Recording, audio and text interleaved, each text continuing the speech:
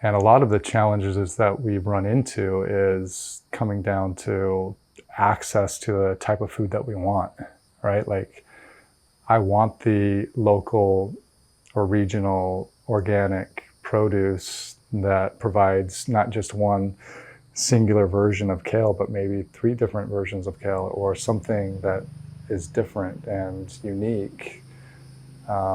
Because my science mind knows that, again, that variety is going to be important to get the body everything that it needs for health and performance. And so really it's coming down to access and not being able to find or source or get distributed to us the quality of food that we would like.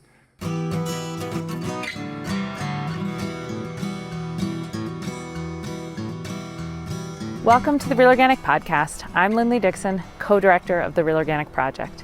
We're a grassroots, farmer-led movement with an add-on organic food label to distinguish organic crops grown in healthy soils and organic livestock raised on well-managed pasture, all without synthetic fertilizers and toxic chemicals. Today we're bringing you a conversation with Ladd Harris, the wellness coach for the Houston Texans of the NFL. When Ladd set out to build a nutrition program for professional football players, he didn't stop at nutrients and calories. He started asking deeper questions about the food itself, where it comes from, how it's grown, and what fuels the food that fuels the athlete. That search led him to the Real Organic Project's Directory of Farms, where soil health is the foundation of nutrient-dense, high-performance food. Ladd met up with Dave Chapman while he was visiting King Grove Organic Farm in Florida just last week for the start of Hugh and Lisa's blueberry season. Ladd had sourced blueberries for the athlete smoothies last year, and he's gearing up to do it again. Dave and Ladd dive deep into why organic food grown in healthy soils is the most nutritious, whether you're feeding a pro athlete or your own family.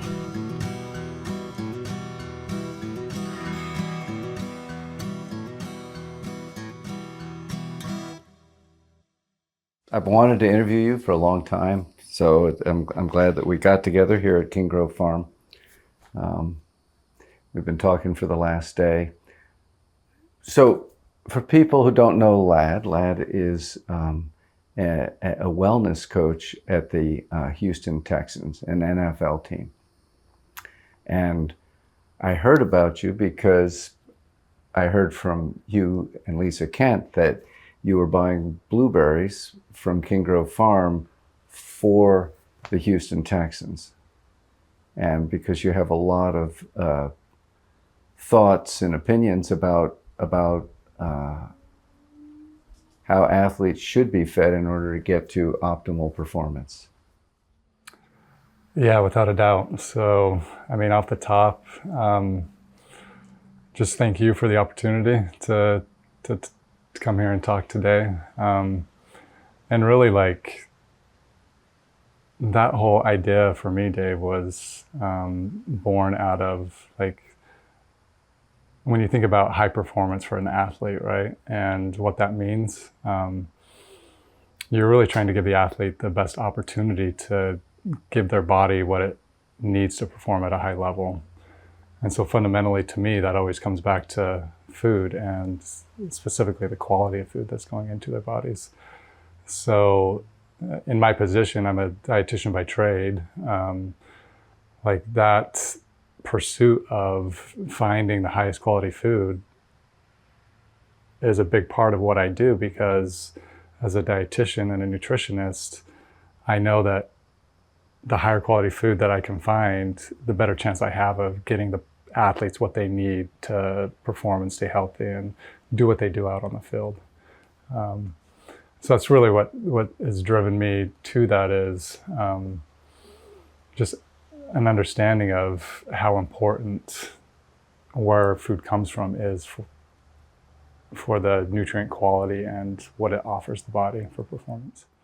So this is really interesting to me. This is a pretty big shift from a generation ago, maybe even 2 generations. I'm thinking of Frederick StCyr, who was the head of nutrition at Harvard for a long time. I think he had like a 40-year career there. And he used to debate Paul Hawken.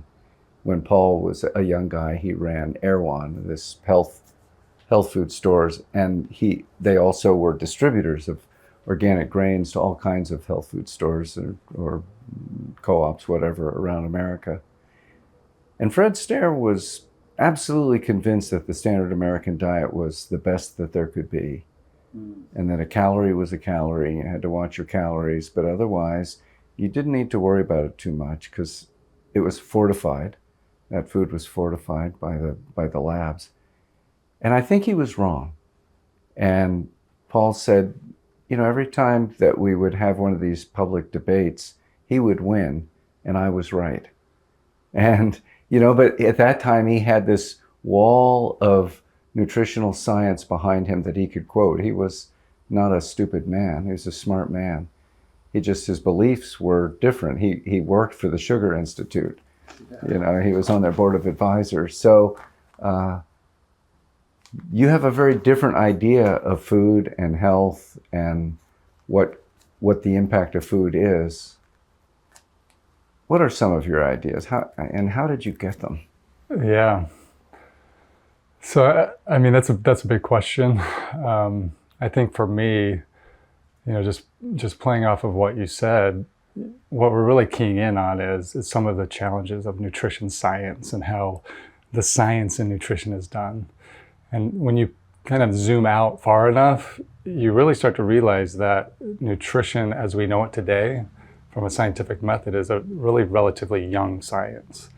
When you compare it to other classical sciences of physics and mathematics, right? Like we're talking about most of our vitamins and minerals in the way that we know them today, being really kind of discovered in the early 1900s, right? Like we're talking just over 100 years ago that we've really started to key in on some of these key nutrients and chemicals that make our bodies work. So when you look at it from that perspective, right, and think about like that journey of how you start to understand something, and especially a complex system like the human body, like that's one of the big challenges of nutrition science, in my opinion, is you have to take this complex system. To understand the complex system, you have to reduce it to its parts to understand that system. And you learn a lot through that process, right? You learn what vitamin B6 does. You learn what all of these nutrients do and how these nutrients are to just basic function and keeping the body alive, right? But what you lose in that process is the concept of the whole and the whole organism, right? So you start to miss like, okay, well, we break the system down into its tiniest pieces to understand what it's doing, but we lose the context of everything else around it that's happening in the body and how they interrelate and the synergy between it. And I think over the last 100+ years, like nutrition science has done a great job of identifying those key nutrients that are essential to life, right? Right. That's a really key part. But where we're at now is, okay, well, we understand those things, right? We understand what it takes to keep somebody alive, but that's not the same as thriving. That's not the same as optimal health, right? And I don't think you have to look very far to understand like what the American diet has done to the health of America, right? It's pretty obvious from that standpoint with the state of American health. So right now in time, like from my standpoint, we're at that point of, okay, well, what is that next level of understanding and bringing back the whole into the picture and understanding the synergy between everything and learning more about all of these other compounds and nutrients outside of vitamins and minerals and macros that do impact the body in ways that we don't even begin to understand. So, this is really interesting. So people talk a lot about secondary metabolites and, biochemicals. And my understanding is they've identified vaguely a couple 100,000 secondary metabolites at this point, which is compounds that the plant scientists used to consider them secondary because they didn't think they served any function for the plant. it was like, well, if we take this away, the plant doesn't die. We don't really know what it does. I heard somebody describe it as nutritional dark matter. Yeah. But as we go along, we seem to be learning that, in fact, these compounds are doing a great deal. But it's not always obvious. And we don't know about the combinations of how they influence each There's other. no doubt. Am I getting that right? Yeah. No, I mean, it's a complex system, right? And I think that's part of really what I love about nutrition science and what food can do for the body is there is that little bit of mystery right now of understanding what all of those chemicals actually do. But I think you keyed in on something very important there, right? Like we've identified those key parts of, okay, I take away this nutrient and the plant dies, right? I take away this nutrient and some type of symptom develops in the human body. But again, like that's not the same as thriving, right? So I think that's the next level of where science is really going is how do we identify those other things in food, in life, in the environment that allow somebody to thrive, not just survive, right? Not die. Like there's a difference there in the nuance of what you're saying, right? Right. Now, as a wellness coach for a professional football team, I'm assuming that at least your bosses would like you to be focused on performance as opposed to health. They aren't necessarily the same, are they? Yes and no. Okay. I would argue. Like when you're talking about performance nutrition, right? It's built on a foundation of health. Like you have to check certain boxes if you're really trying to fine tune a system. So a lot of what makes an impact from a sports nutrition standpoint are like the fine tuning of things that you've already got in place. So the basics, right? And when you're looking at trying to create a system where an athlete has a little bit more endurance or has the ability to produce a little bit more power or repeat ability to produce that power, right? Like all of that stuff is based off of a foundation of health. You're really just trying to fine tune it at the sports nutrition end of it. Yeah, but it's interesting. And of course, there's also the rate of healing from injuries. Without a doubt. Which would be a high level of health of the system, that it's resilient. There's no doubt. So, like nobody wants to see an athlete get injured. That's never something that's a fun thing to go through. Just knowing that what that's going to potentially cost the athlete long term. But that is really a place where nutrition can make a big impact, right? Is in those acute periods of injury.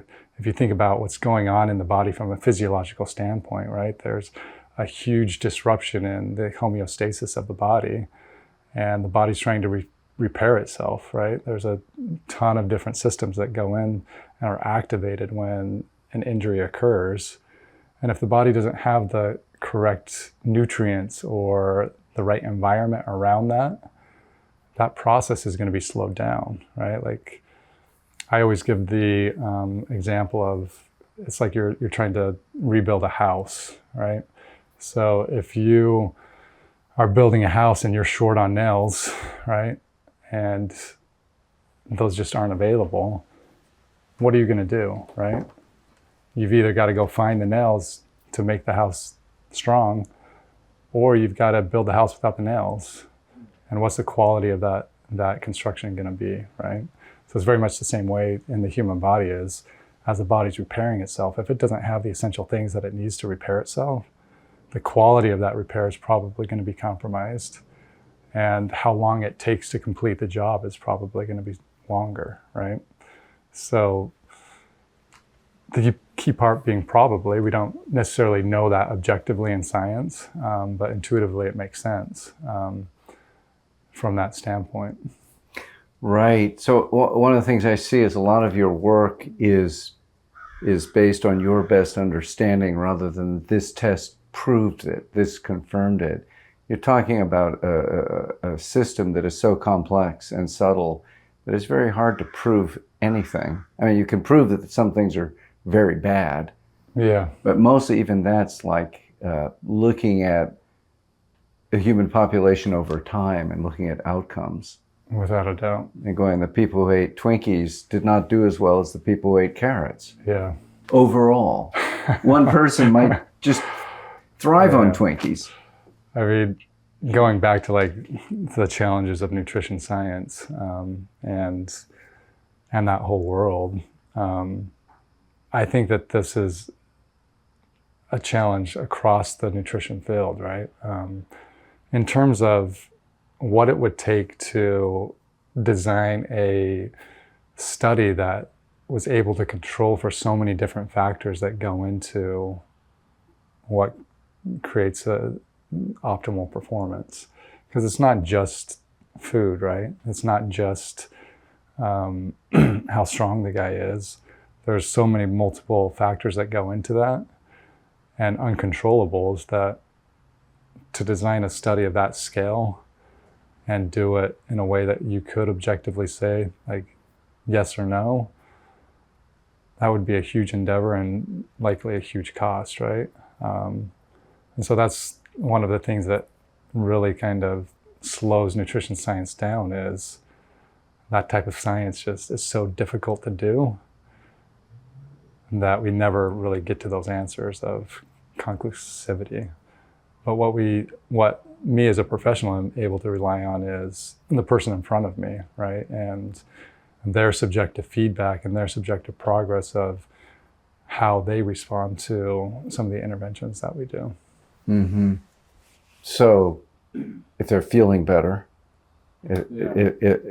perhaps they're noting that they're clearer, perhaps they're noting that I think it's probably measurable if they're faster, but a lot of the things that happen out there on the field are not measurable in that sense. It's not just how fast can you run.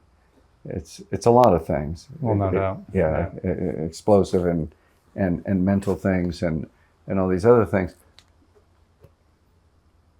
I wanted, before I go into the real world with you, I want to go one more thing.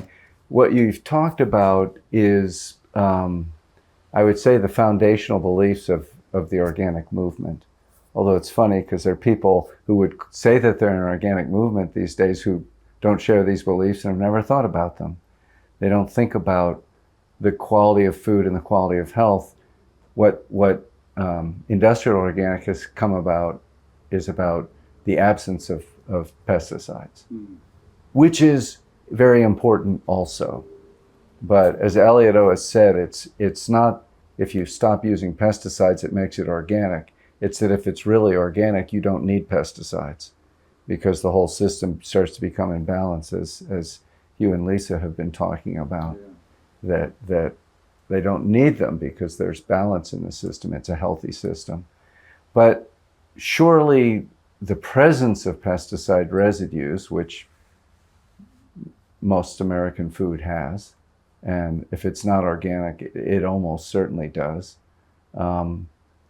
must also be a factor, although one that's hard to measure, for the athletes for whom you are trying to design the food system which will make them the best they can be, the healthiest they can be. Do you think of that? Do you agree with that? Do you think that pesticides, you and I both have PFAS in our body, which is a huge class of chemicals. 2,000 chemicals are PFAS chemicals. And they were invented by our friends at 3M, and they're manufactured by, Dow and many other people, and they're on Teflon, but they're on a lot of things. They're probably on the cardboard that your French fries from McDonald's come in too. And they're all over the place, and they're in our water, and they're in us. And somebody else said we all pee glyphosate. And they've tested that, and it's true for 80% of people. So regardless of whether you're eating a chemical or an organic diet, I have it too, and it's just part of our world that we've created. So do you think about this? Because certainly there's still a big difference in intensity between somebody who's, say, choosing to eat an organic diet and somebody who's not eating an organic diet. Do you think about this for the athletes?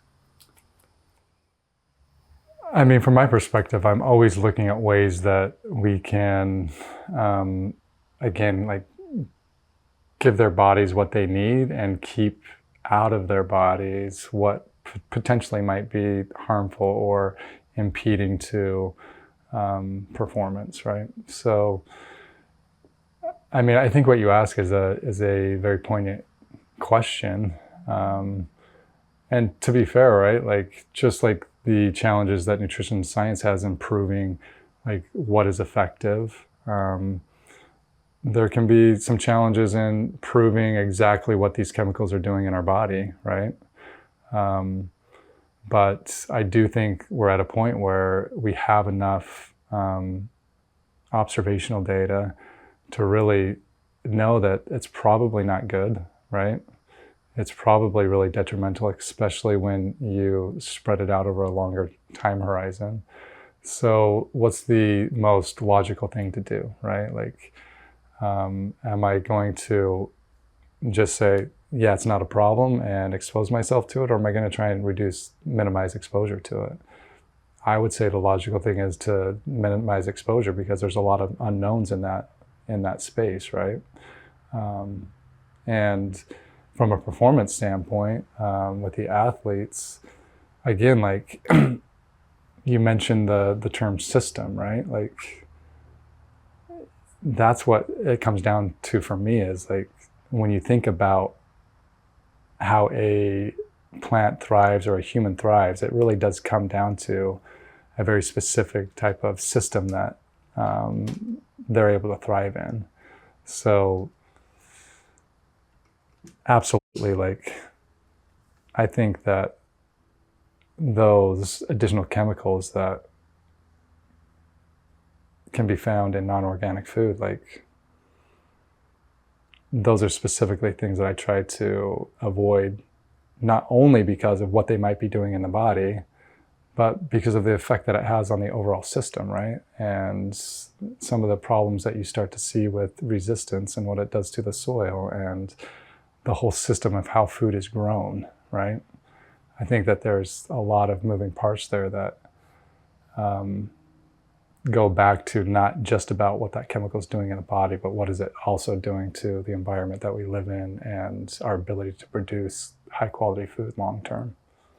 Great. So you're expanding your responsibility to be some responsibility for the world, for how the food is produced and what's the impact on all of us. It's a bigger viewpoint, you know. Yeah. So let me ask you. So you came to Houston, and you got hired. I know you were. Let's just talk for a minute about the project you did for the Army before that. Yeah. Yeah. It not so different, really. You were working with elite soldiers who were the people that, like SEALs and Green Berets, who were sent in to do very difficult and dangerous things. And what was your task as part of this team? So my task was to work as part of a sports performance group. So thinking about strength and conditioning, how the soldiers train and prepare themselves from a physical standpoint, how they take care of their bodies from a sports medicine standpoint. So working side by side with physical therapists.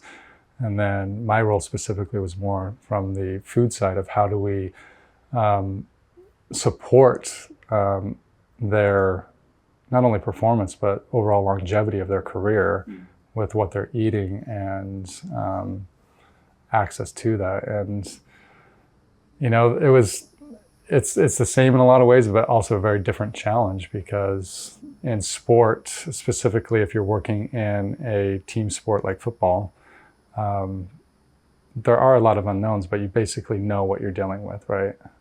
You know the game, you know what you're up against.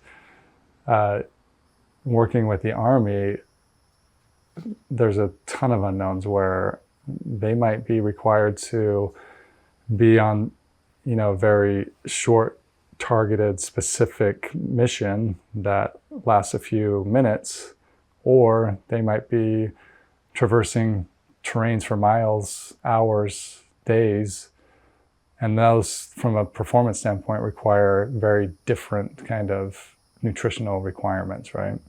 So preparing the guys for that was a lot different from a performance standpoint. And then specifically, like just from a food standpoint, there are a lot of challenges in the military food system that made it difficult to get the quality of food that I would have thought was appropriate for the guys who are out there defending our country. And that was hard because you see what they do, you see what they sacrifice, and what is made available through the different government systems, and it was hard because it's just not very good quality. You talked about earlier with me, you talked about buckets of money, and that the way that the allocations go in the military, like this money is for weaponry, and this money is for bullets, and this money is for food. Mm-hmm. And the food bucket would be very small, and the bullet bucket would be very large, but you couldn't take a little extra from the bullet bucket. So you had to live within the budget constraints that have been offered. And you felt there wasn't much institutional respect for what you were trying to do of creating well, it's funny, not only food that is better for people, but also that is a pleasure to eat. I don't know if I'd go as far as to say there wasn't institutional respect. I would probably term it more in terms of people were doing the best job they could with the resources that they were given, right? And to no fault of their own, right? Like, people are put in these positions where they don't necessarily have the expertise in food to know the nuances of what a soldier actually needs to thrive. Again, we're talking about thriving, not essentially just surviving.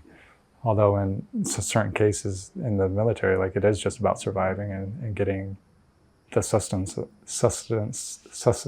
I can't say that word, sorry. Sustenance that you need. But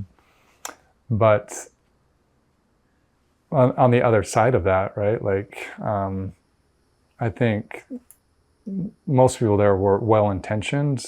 They don't know what they don't know, right? And they're given a budget, and they do what they need to do to make that budget and get the food out there, right?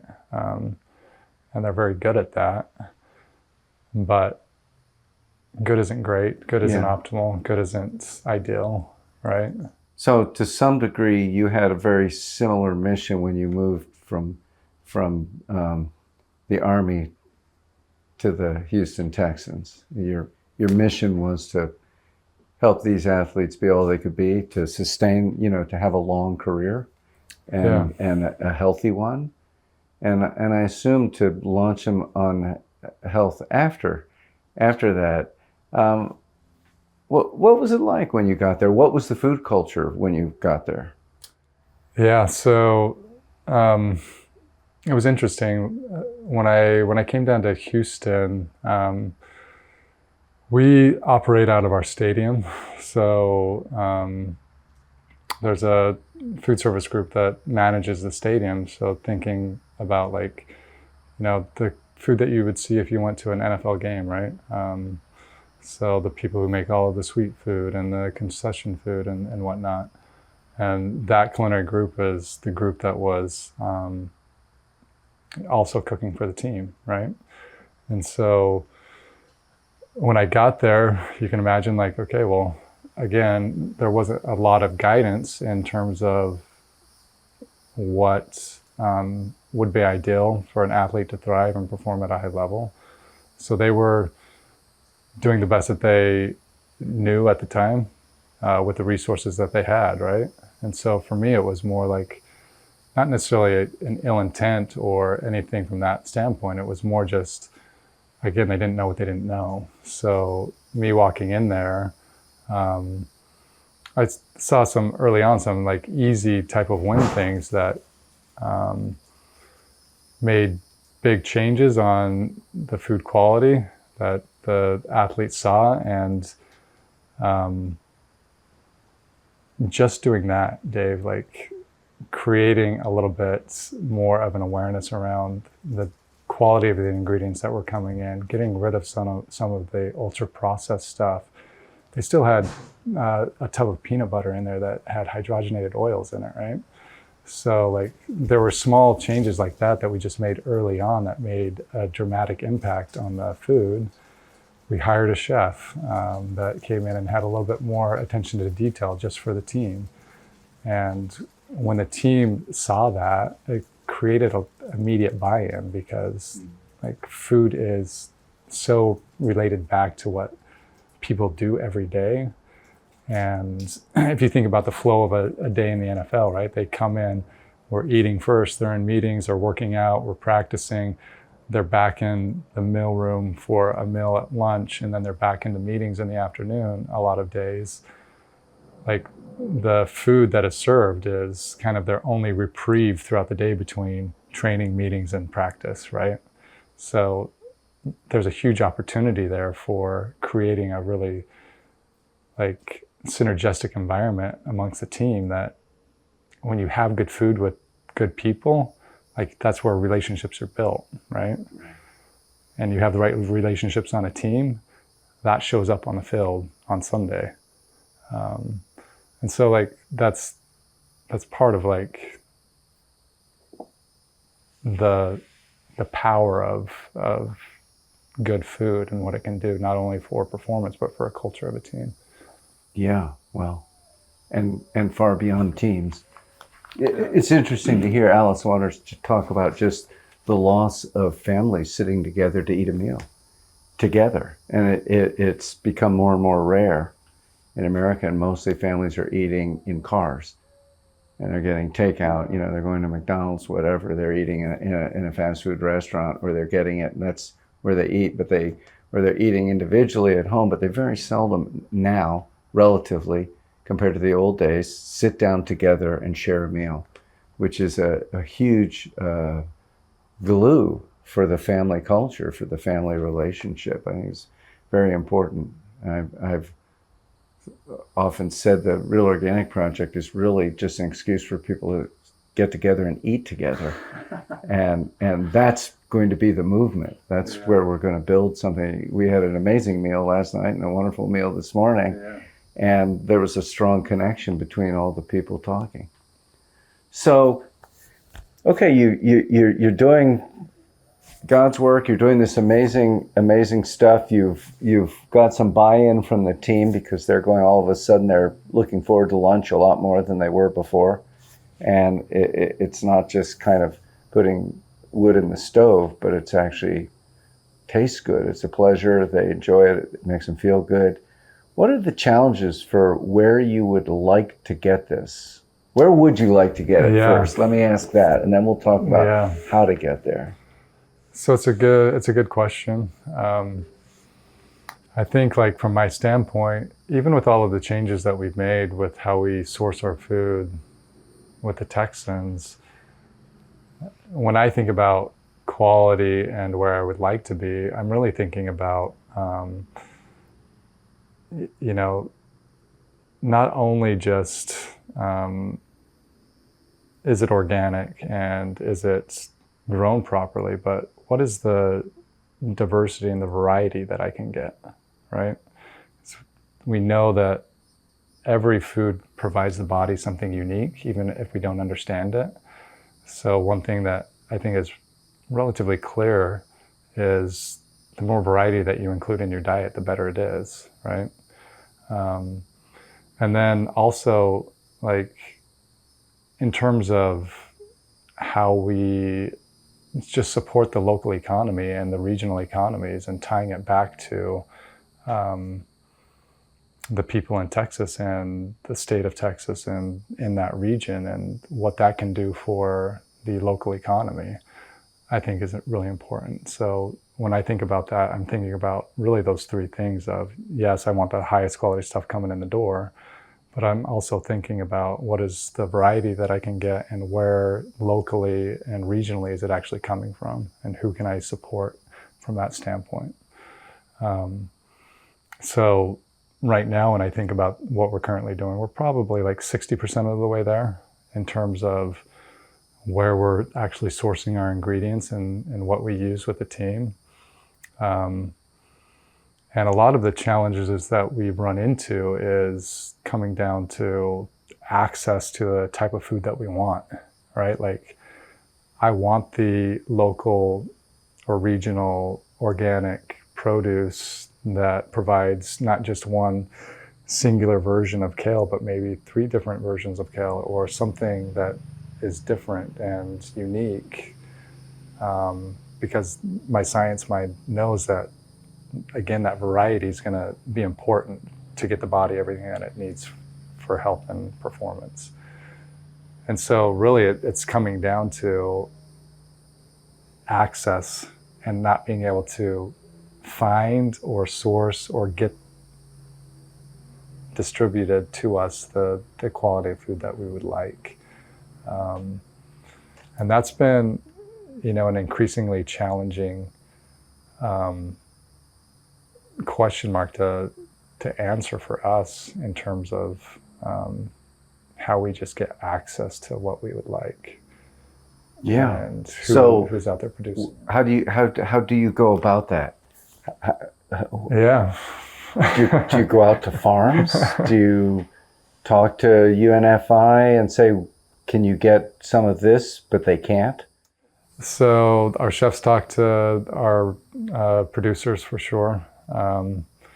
And they go down that rabbit hole. I support the process in terms of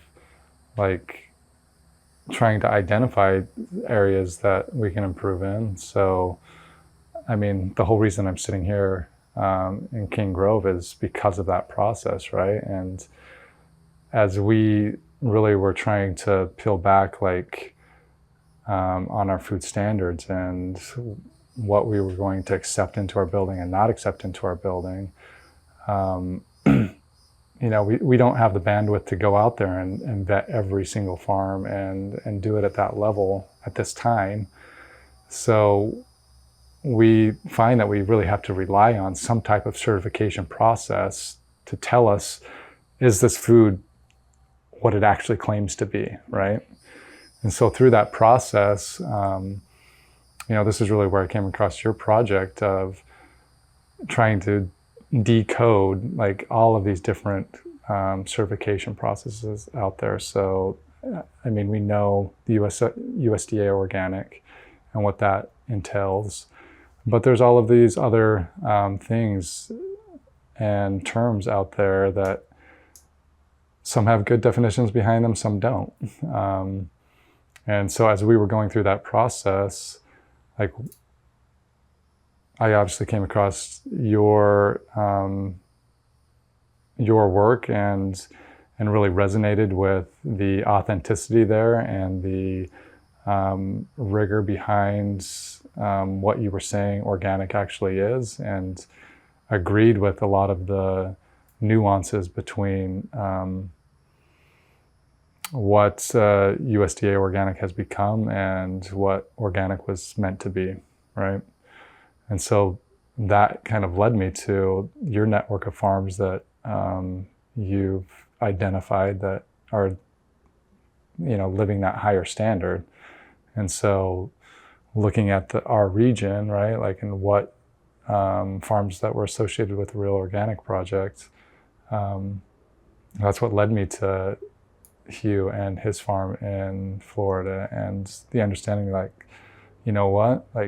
is it that much different than shipping blueberries from Mexico and shipping from Florida? It's probably better from Florida, and guess what? These berries taste a million times better than anything that we're getting out of Mexico. And then the same thing with where we get our chicken from, up outside of Austin with greener pastures. Like that was a huge, coincidence, I would say, but just like luck on our end that a farm that close to Houston even existed to be able to produce a higher quality chicken for us. Did you learn about greener pastures through the Real Organic Project?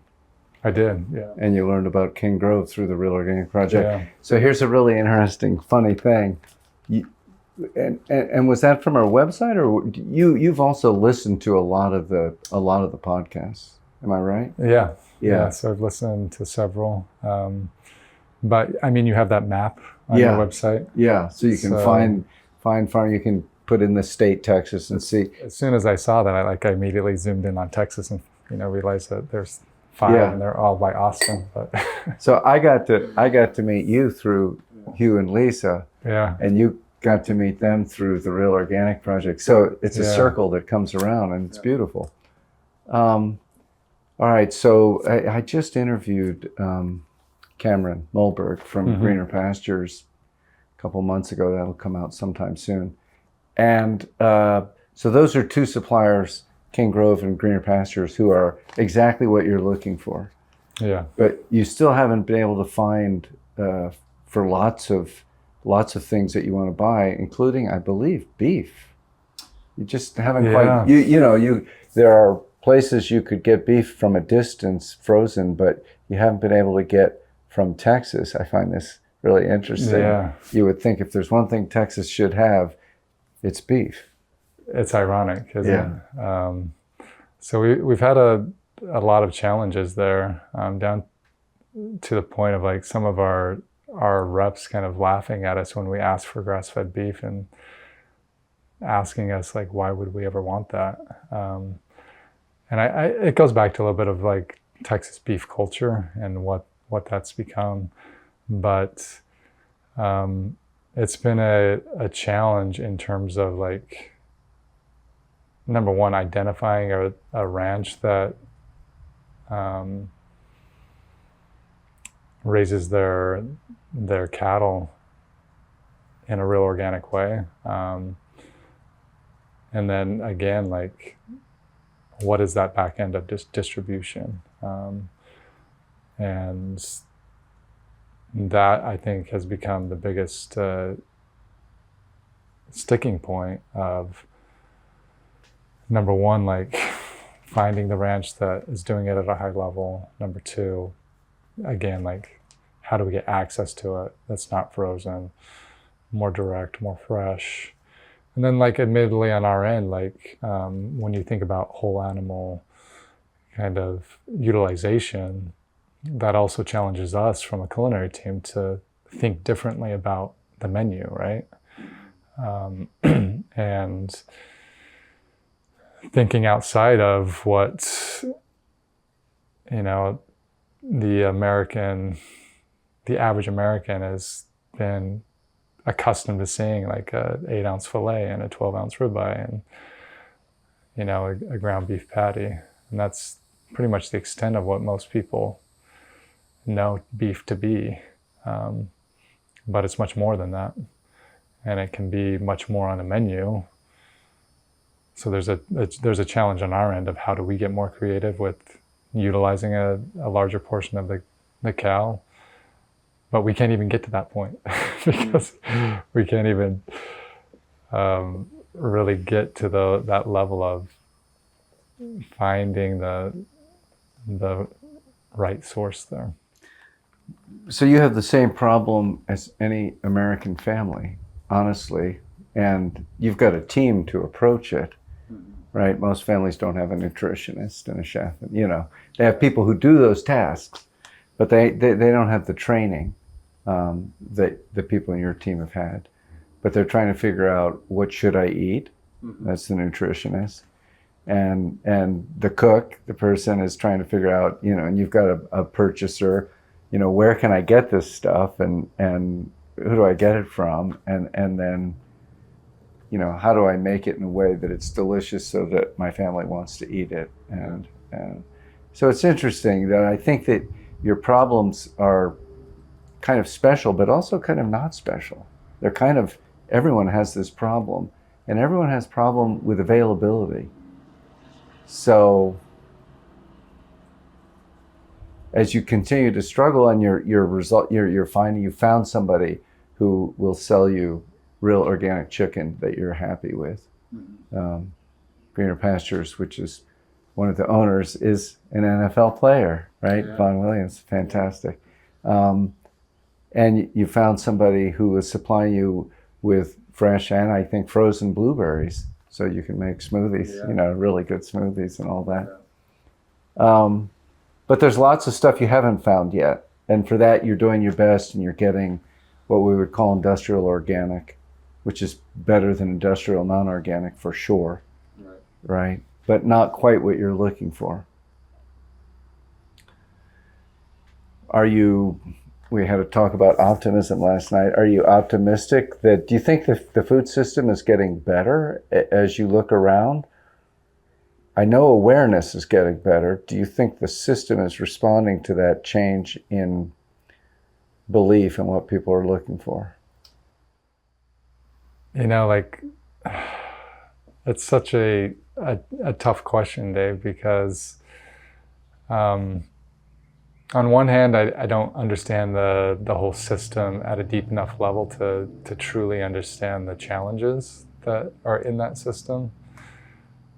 What I can speak to is me as a consumer, and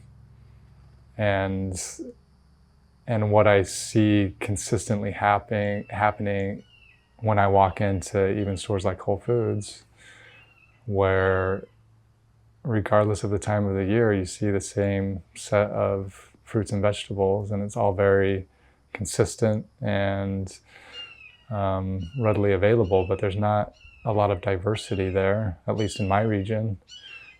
And so, I'd like to say, people are getting it and it's all getting better, but it feels like to me with, the conversations that I have with people like you, that it's actually kind of retracting, and this food that I'm speaking of like diversity and uniqueness and variety is slowly just disappearing. And you walk into a grocery store and it looks like there's a lot of variety there. And no doubt, like in the middle of the grocery store, there's a ton more items there that you can buy, right? But on the periphery, where like the real fresh fruit is, it seems to me like that is contracting into a very like uniform cookie cutter. This is the only choice that you get, and that's very disheartening to me. At the grocery store level, I had the opportunity to work for the Oakland Raiders for a season, and living out in California and being able to go to the farmers markets there and see some of the variety that is possible and the freshness that's possible in California. Like that just doesn't translate anywhere else besides that type of a system, Yeah. It's pretty amazing. Food and farm culture there, the best and the worst. I mean, it is the home of industrial agriculture for fruits and vegetables. I think 2 companies, Grimway and Bolthouse, are producing 80% of the carrots sold in America. That's a staggering number to me. Yeah. So we see this consolidation in production, distribution, and retail. All of those are becoming, but we also see, I would say, the opposite happening in the conversations. This is a new thing, the idea of nutrition for NFL athletes, the kind of nutrition you're talking about. Would you say that's a relatively new development? Yeah, I mean, in relative terms, absolutely. I think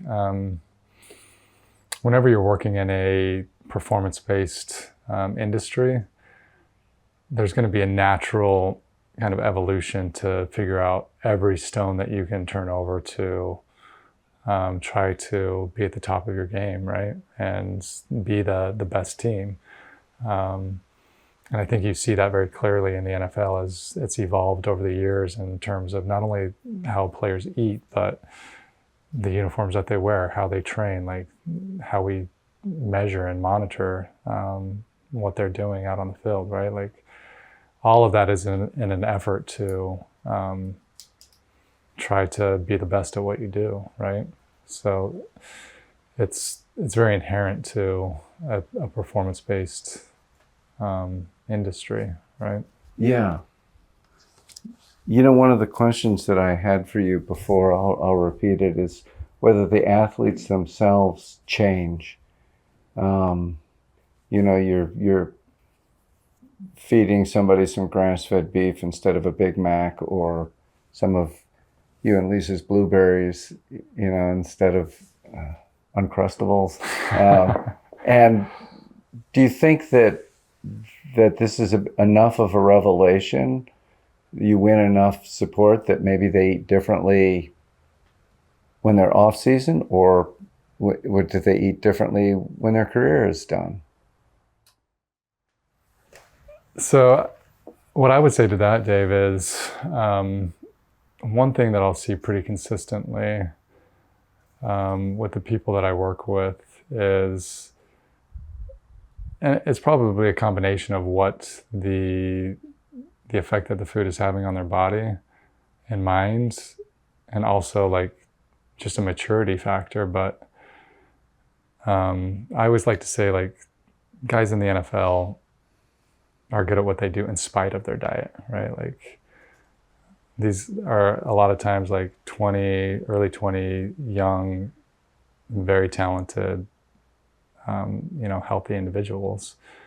And so the margin that a diet can make on somebody's performance a lot of times is nuanced and is that maybe 1%, right? Like what happens when they're off season? What happens when they retire? So I remember now. So I mean, from that perspective, if we peel that back, right, what I'll consistently see is somebody who's, grown up in an underprivileged community. They haven't had access to food their whole life, right? They don't know what really good food is or what real food is. As they are exposed more to that and incorporate that more into their diet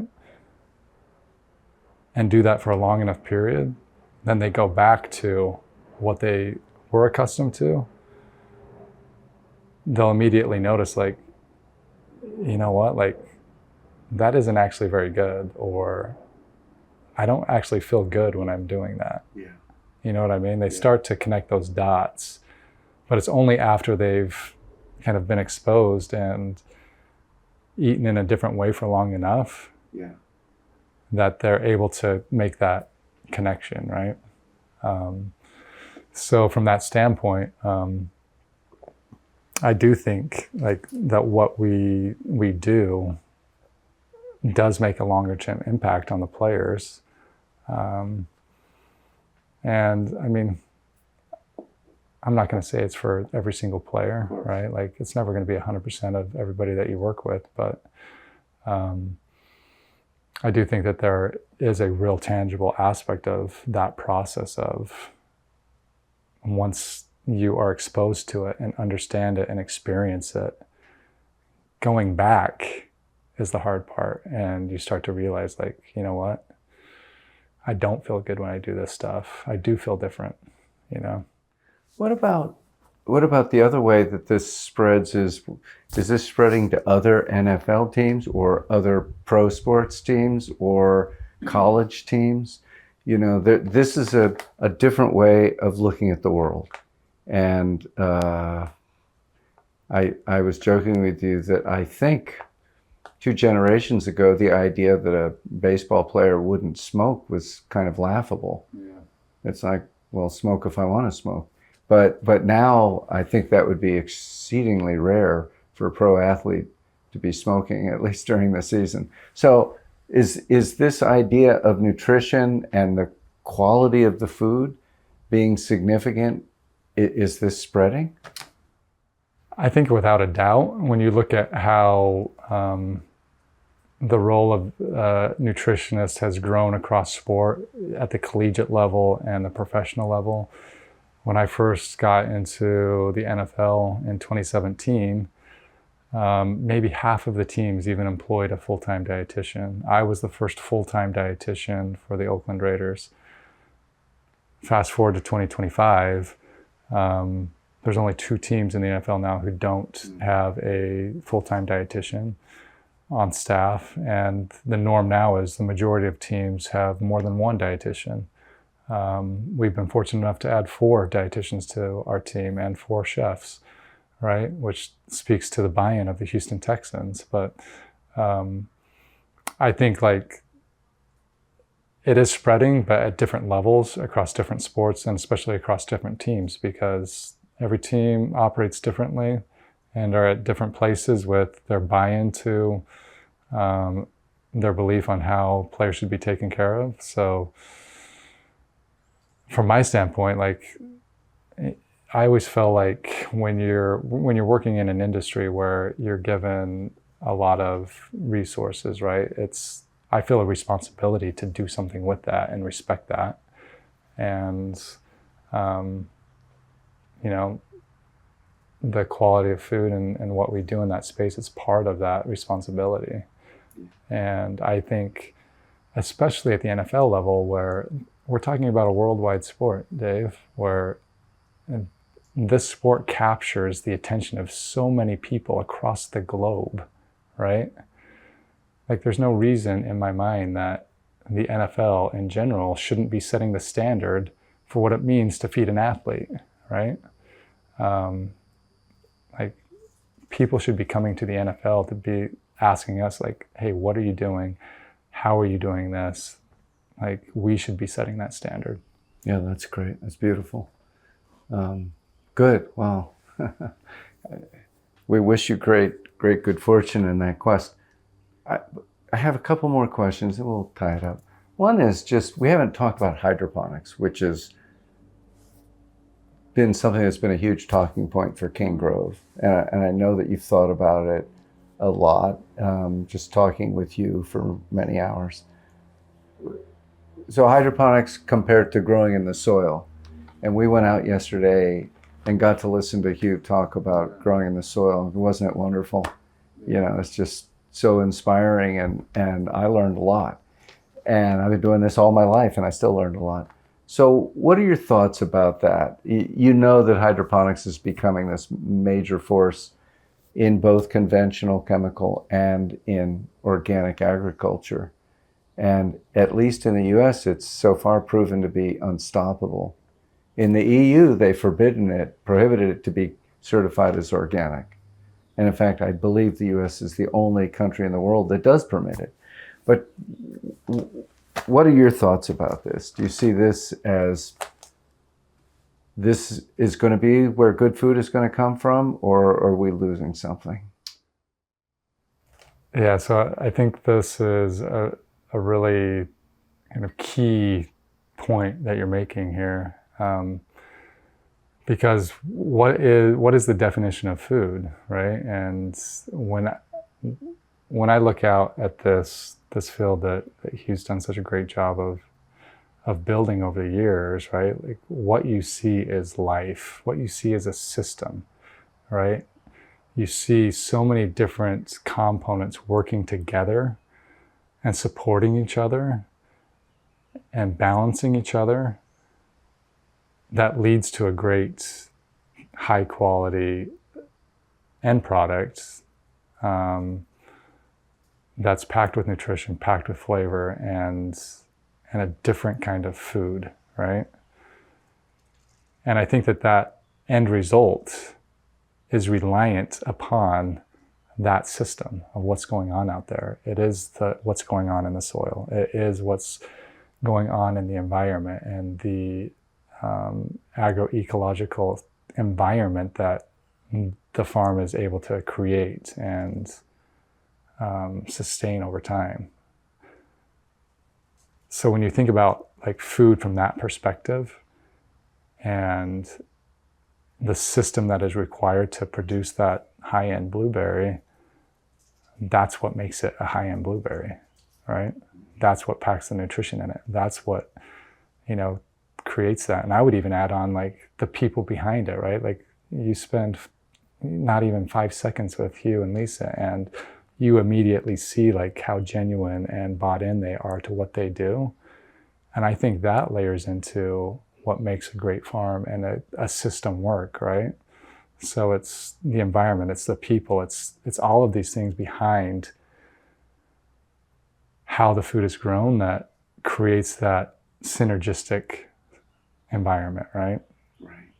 So now you can contrast that with what could be what's termed hydroponic, right? And you think about what's going on there, and you don't see a lot of those things, right? You don't see a system, you don't see a lot of life, you don't see a lot of synergistic things happening there. You're producing something, you're giving the essentials, but it's not a system that is able to produce that type of a blueberry because all of those pieces are missing. One way that I like to think about it is for everything that we know about the human body, right? Like we've identified all of these vitamins and minerals and these essential factors, right? And let's distill that down into a pill, whatever, multivitamin. And we can be good at that, right? Like I can hook somebody up to a IV or put a tube down their throat and just drip feed them these nutrients and keep them alive, right? But is that a real person? Is that like a real thriving situation? Like there's so many things in that process that are missing that over time doesn't lead to a thriving, healthy individual, right? So that's what I see in hydroponics is, yes, we're providing the key nutrients to make the plant grow, but there's no system behind it. There's no synergy behind it. There's nothing of that deeper aspect that leads to the food that everybody actually wants, something that's flavorful, something that's nutritious, something that's going to give their body more than just the essentials, something that is beyond that and creates that level of longevity and thriving. And that, I believe, you can only do in a system like Hugh's and in a, to steal your term, a real organic way.